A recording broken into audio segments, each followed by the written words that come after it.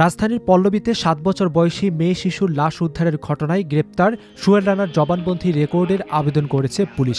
পাশাপাশি এই ঘটনায় জড়িত থাকার অভিযোগে তার স্ত্রী স্বপ্না আক্তারকে কারাগারে আটক রাখার আবেদন করা হয়েছে।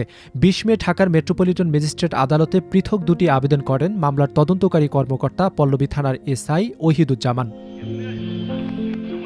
পুলিশের আবেদনের পরিপ্রেক্ষিতে বুধবার বেলা ৩টার দিকে হাজতখানা থেকে কড়া নিরাপত্তার মধ্যে সোহেল রানাকে আদালতে হাজির করানো হয়।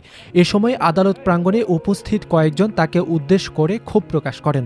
পরে তাকে ঢাকা মেট্রোপলিটন ম্যাজিস্ট্রেট আমিনুল ইসলাম জুনাইদের আদালতে হাজির করা হয়। পুলিশের আবেদনে বলা হয়, হত্যার শিকার শিশুটি রাজধানীর একটি স্কুলের ২য় শ্রেণীর শিক্ষার্থী ছিল। গত সোমবার সকাল ৯:৩০টার দিকে সে বাসা থেকে বের হয়। অভিযোগ অনুযায়ী স্বপ্না আক্তার কৌশলে তাকে নিজেদের ফ্ল্যাটে নিয়ে যান। সকাল 10:30টার দিকে স্কুলে নিয়ে যাওয়ার জন্য শিশুটিকে পরিবারের সদস্যরা খোঁজাখুঁজি শুরু করেন। এক পর্যায়ে অভিযুক্তদের ফ্ল্যাটের সামনে শিশুটির জুতা দেখতে পান তারা। পরে ডাকাডাকিতে সাড়া না পেয়ে দরজা ভেঙে ভেতরে ঢোকেন স্বজন ও প্রতিবেশীরা। ভেতরে ঢুকে তারা শিশুটির খণ্ডিত মরদেহ দেখতে পান। ঘটনার পর কক্ষের জানালার গ্রিল কেটে পালিয়ে যান সোহেল রানা। পরে নারায়ণগঞ্জের ফতুল্লা থানার সামনে থেকে তাকে গ্রেপ্তার করা হয়। জিজ্ঞাসাবাদে তিনি ঘটনার দায় স্বীকার করেছেন বলে পুলিশের আবেদনে উল্লেখ করা হয়।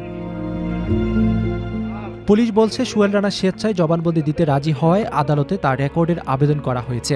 একই সঙ্গে তার স্ত্রী স্বপ্না আক্তারকে কারাগারে আটক রাখার আবেদন করা হয়েছে।